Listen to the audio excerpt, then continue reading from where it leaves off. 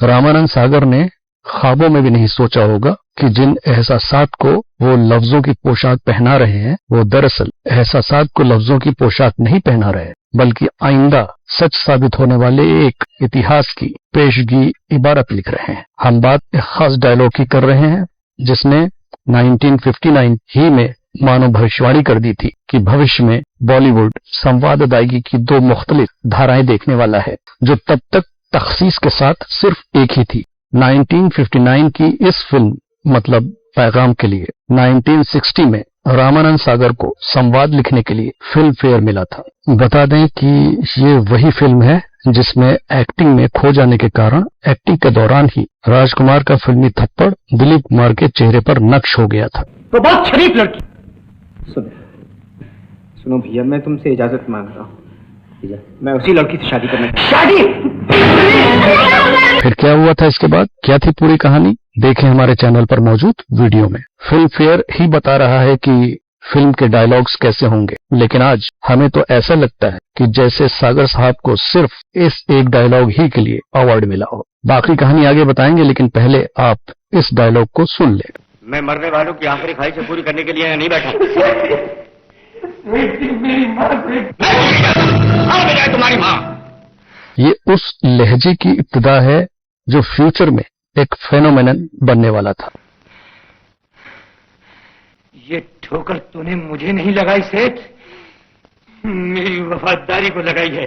यहाँ राजकुमार ने बता दिया है कि वो रतन यानी दिलीप कुमार नहीं बल्कि रामलाल यानी राजकुमार है। कुर्बान क्या करेगा सेठ, मैं रतन नहीं जो शांति से काम लूं, मैं रामलाल हूँ, रामलाल। यानी अगर बारीकी से देखें तो यहाँ से संवाद अदायगी दो एकदम मुख्तलिफ धाराओं में कट जाती है। ये भी एक हकीकत है कि इस डायलॉग में राजकुमार ही को होना था, वरना ये डायलॉग लफ्जों और आवाजों के शोर से लबरेज इस दुनिया में कब का खो चुका होता। मतलब एक तरह से ये कहा जा सकता है कि रामानंद के कलम से उपजी लफ्जों की ये इबारत राजकुमार की तकदीर थी। और इसमें भी दो राय नहीं कि ये संवाद ही वो चिंगारी है जो 1965 में जाकर एक शोला बनी और उस शोले की रोशनी में दुनिया को नजर आया लफ्ज और आवाज की सुनहरी कुर्सी पर बैठा संवाद यानी डायलॉग्स का एक बेताज बादशाह राजकुमार। 1965 क्यों, वो भी बताएंगे, चिंता मत करिए, बस वीडियो से चिपके रहिए। इन्फो बेहद मजेदार है, कभी भूलेंगे नहीं आप, वादा है। पहले राजकुमार की थोड़ी स्टाइल बता दें। उनकी आवाज में एक नेचुरल खुरदरापन पाया जाता है। वो डायलॉग्स में कुछ अल्फाज को थोड़ा खींचते हैं, प्लस सांसों के उतार चढ़ाव का वो बेहतरीन इस्तेमाल करते हैं। ये वो एक्टिंग करते वक्त भी कर रहे होते हैं। कसम खा के कहता हूँ कि मेरा रतन ऐसे कभी नहीं कर सकता। मैं सच कहता हूँ, आपसे किसी ने झूठ कहा है। तो चलिए अब आते हैं 1965 पर।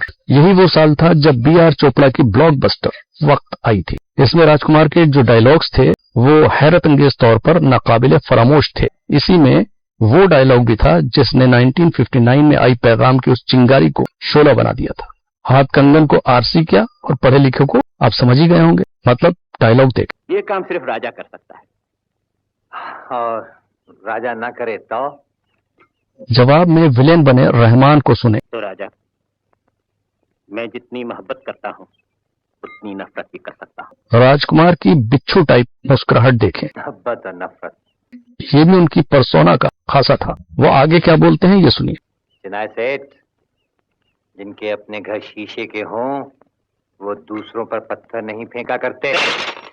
संवाद सुने, यही वो डायलॉग है जिसने 1959 की उस चिंगारी को शोला बनाया, यानी राजकुमार को राजकुमार यानी डायलॉग किंग बनाया। इसके बाद 1972 में एक फिल्म आई पाकीज़ा। इसके एक डायलॉग ने उनकी डायलॉग किंग की राजगद्दी हमेशा के लिए फिल्मी दुनिया और दर्शकों के दिलों में गाड़ दी। कमाल अमरोही साहब के लिखे इस डायलॉग को दिखाने से पहले आपसे एक रिक्वेस्ट, वही एज यूजुअल कि इस वीडियो को एक लाइक करके हमारे चैनल को सब्सक्राइब कर लें और ज्वाइन करके हमारे मेंबर भी बन जाए, ताकि इसी तरह के इंटरेस्टिंग और इंफॉर्मेटिव कंटेंट हम आपके लिए बनाते रहें। अब वो डायलॉग देखें। आपके पाँव देखे बहुत हसीन है, इन्हें जमीन पर मत उतारिएगा, मैले हो जाएंगे।